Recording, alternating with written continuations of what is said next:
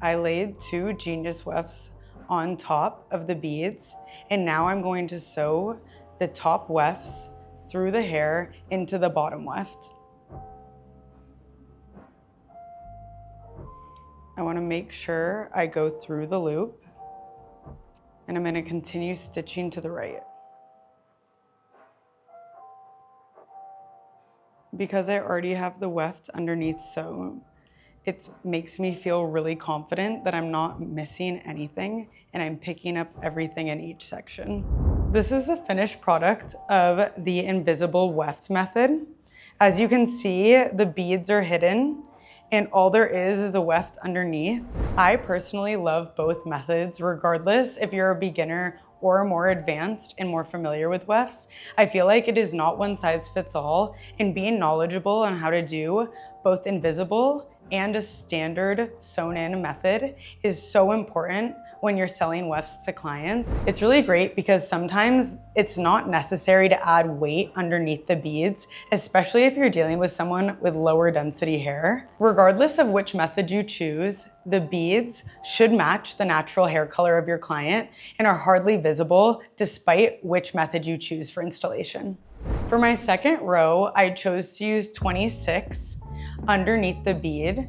I chose to put on top of the bead 1 cut weft of 30, and then on top of that, 1 cut weft of 26. So I sandwiched my highlight weft between 2-dimensional.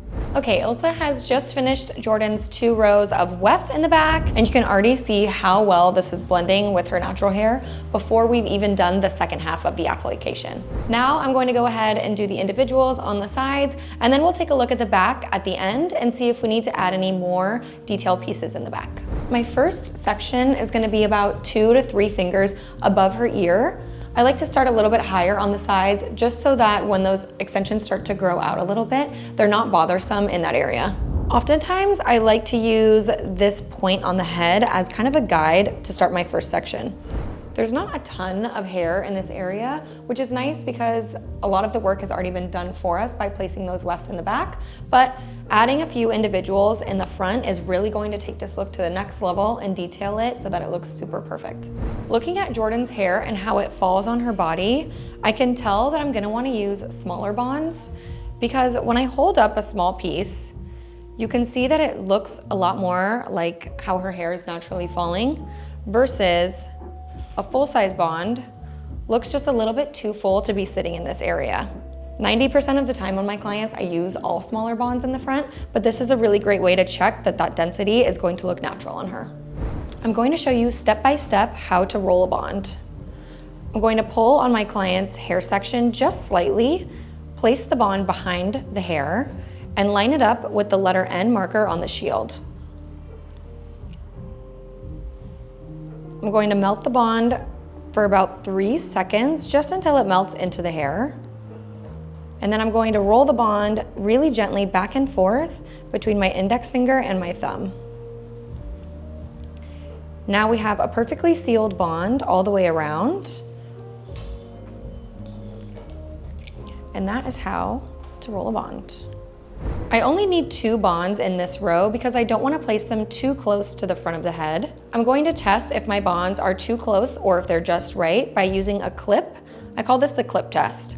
If I can pull the hair back over the clip and not see it, I could place another bond here. But because I can see the clip through the hair, I'm not going to place another bond because it would be too close and it would be seen. However, with the 2 bonds that I've placed in Jordan's hair, I'm going to pull the hair back and you can't even see them when she wears it up. My second row is going to be lined up with the second row of the weft so that I can make sure there's no gaps between the front and the back of the application. Because of the amount of hair that's coming through this section, I know that I should still be using small bonds on Jordan's hair. My section size is going to be the same everywhere throughout the head. It's the amount of hair that comes through that section that determines whether or not I'm going to use a small bond or a full-size bond. To increase efficiency behind the chair, I always keep all the tools in my hand as I'm working, so I never put down my clip, my shield, or my heat tool. I'm gonna do another row above the last row of weft in the back and above that second row of individuals I did. This row is gonna be especially important to make sure that I'm blending where the front and the back meet. You can even see the little split from where we had her hair clipped.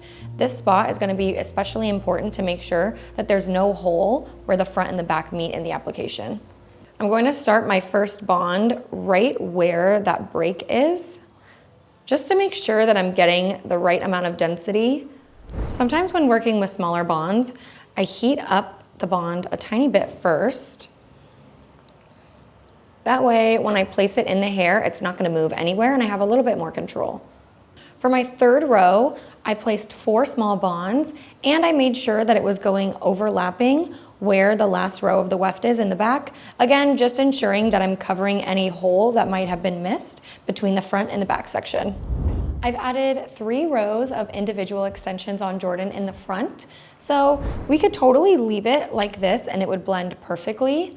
But if you wanted to create a little bit more of a dramatic result, we could also do another row right here in the top. This is a great place to use individuals when doing the hybrid method because it's a place that wefts can't normally reach.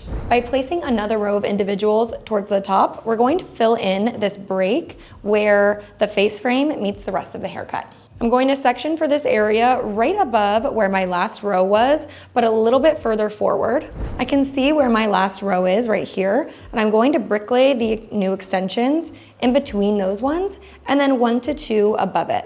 Filling in this area in the front is super helpful because the hair naturally grows forward in this area, and it's going to push fullness towards the front of the face.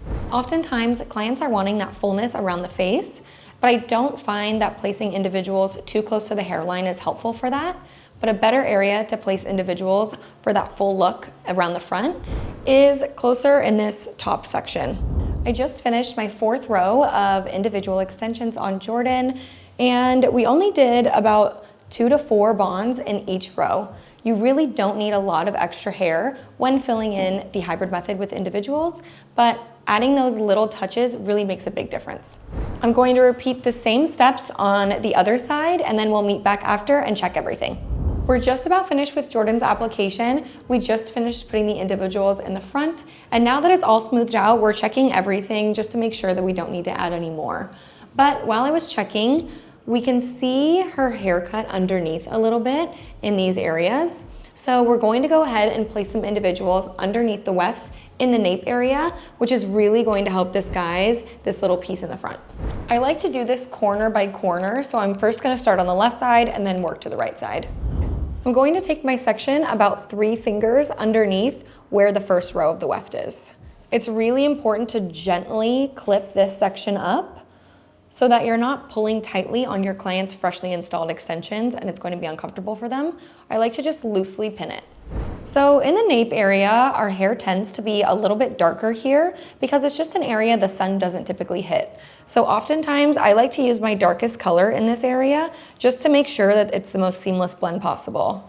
When you wear your hair all the way forward and there's a bright blonde piece sticking out in the front from underneath the nape, it's a dead giveaway that you're wearing extensions. If I'm working underneath the occipital bone, I'll have my client gently tilt their head down a bit. This way, it's not going to overdirect the extensions when I place them. I'm starting about 2 fingers from her hairline. I can always go closer if I need to. This is really the beauty of the hybrid method, being able to customize exactly where you want to place more extensions for the most seamless blend possible. I've just finished placing 1 row of individuals underneath the wefts in Jordan's hair, and you can see how much better it's blending already just placing those few little pieces before we've even cut it. So the girls have just finished the application. The color is literally stunning. This is one of my favorite kind of like dark blonde natural vibe colors. Couldn't be happier with it. And now on to my favorite part, the haircut. So before you start the cut, you really want to do a nice casual consultation with your client. You know, chatted with them before, but now that the hair is in, a lot of the times clients will see the length and change their mind a bit and want it a bit longer than they thought they did initially. So we're just going to do a quick check-in, let her look at the hair on her body now, and just make sure that we're both still on the same page for what she's feeling about the cut. So now that the hair is in, what are we thinking? I'm wanting it right here. This is good length for me. Okay, perfect. I think that's going to be such a nice length. And then just a little layered in the front. Like how layered? Do we like to see the layers? Do we like it to just blend as minimally as possible? I like a lot of face framing. So then just blending, yeah, more than I have now. And then layers kind of just blended into the ends. Okay, nice. So where we put the hair in is exactly where we needed it. We're still on the same page. If she wanted it any longer, we'd have to add more hair because there's just not enough to connect it right there. So we'd have to go back in and adjust the application a bit, which is totally fine.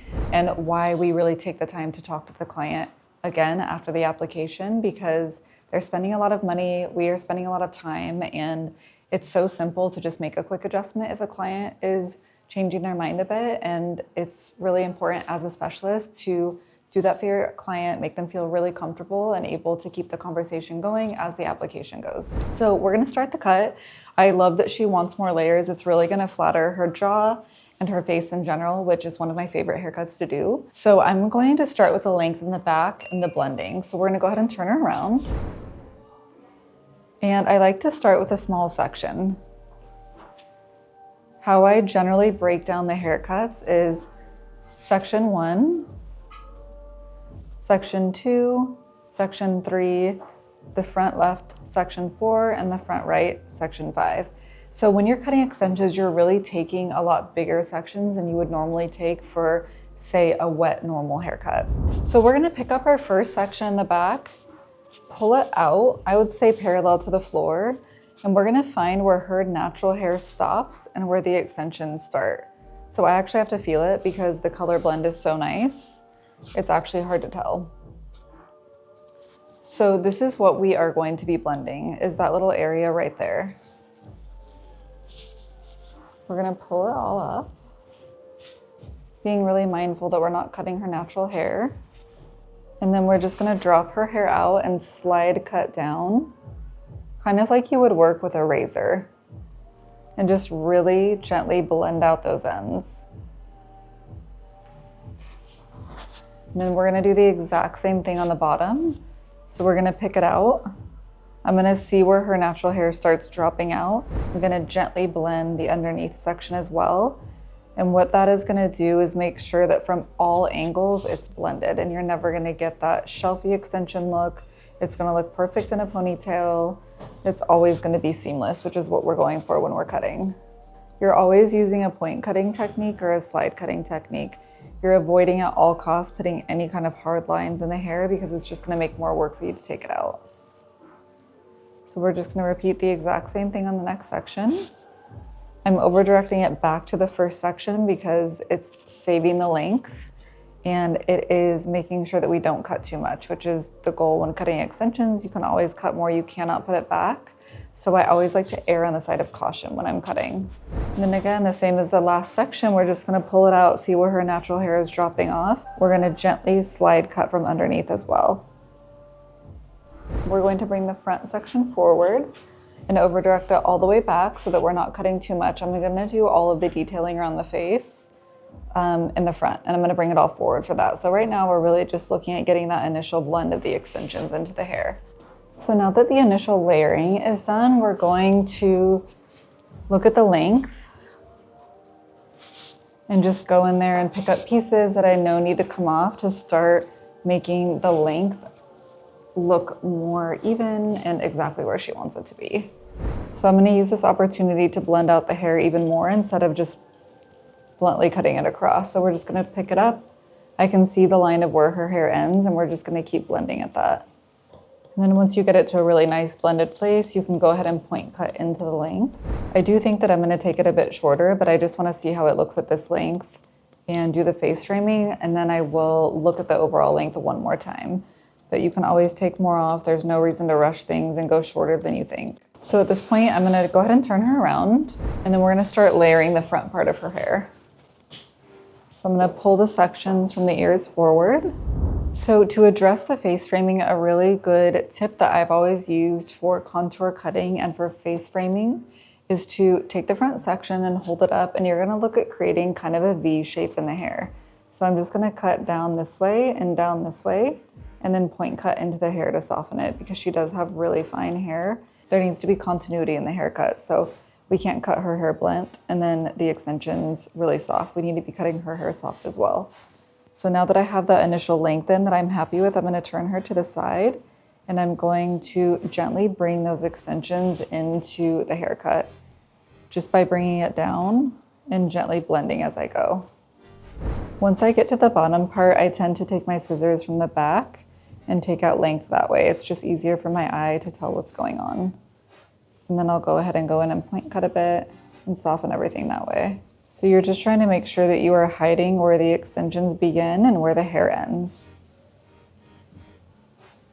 which is what we've accomplished. That looks really nice. I might go in when I'm all done and take that a bit shorter, but I'm gonna go ahead and blend in the left side the same way and then turn her to see the entire picture before I take liberties to cut that off before speaking with her. Okay, so we've just finished the initial blending part of the haircut, and we decided that it needs to be a little bit shorter to really best flatter her own face shape. So I see it coming up about that much. And then I'm going to go ahead and take the front layers a little bit shorter as well to just really emphasize her gorgeous jawline and just take it up a little bit. Right now it looks pretty, it just doesn't look enough like a shape to me. I want it to be a little bit more dramatic with the overall look and really flatter her face shape. So we're gonna go in the back, take it off about another inch and really get in there and do a bit more of a dramatic face framing. So when you are going ahead and taking length off, you just want to pull the hair up, leave enough room for your fingers that you can cut up into the hair a bit shorter than you want the length. And that's just gonna give you a really nice soft finish efficiently so that you don't have to use texturizing shears. Okay, so we just took out the length a little bit all over, I would say about 1.5 inches, and then I took the layers around the front a bit shorter as well, and I'm really happy. For me, this looks a lot more flattering for her face shape, her body. Another really good tip is to make sure that you put in enough hair so that they don't always have to bring all of it to the front. So right now she has hair to the front. She also has hair in the back. So I know that I put in enough fullness so that she's always not feeling like she has to reach in the back and bring it all forward.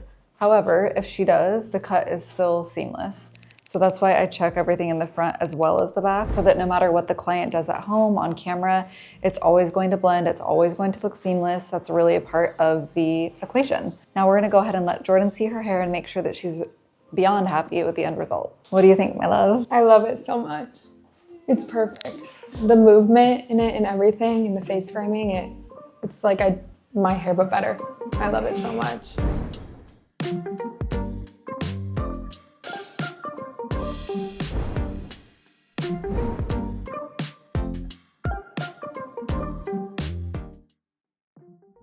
That is always the goal. So you can tell immediately by her reaction that she feels amazing, which is the goal. A lot of the time I will do the final reveal per se with the robe off so that the client can really get an actual realistic feel of what the hair is going to look like on their body without the cutting cape. A lot of the times it's really hard for clients to see and feel what it's going to lay like on their body with the cutting cape.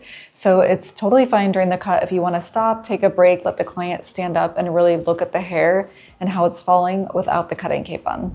I hope you guys love this episode of a hybrid method extension application. If you really watch the video slowly, you're going to gain so many tips on how to position yourself as an extension specialist.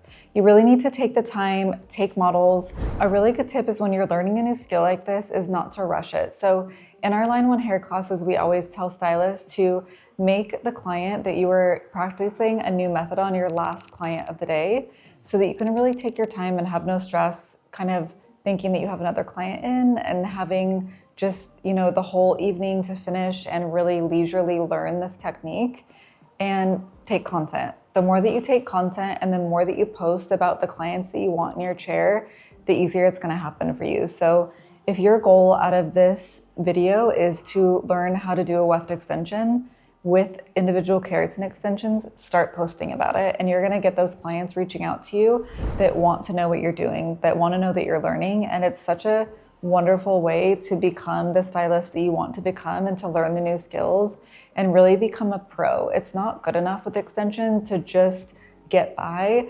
It's really all the little extra tips and tricks that we've shown you in this video that are gonna make you a specialist. And that's what people want when they're getting extensions. They wanna come to someone that's really confident and really has honed in on their skills and practice.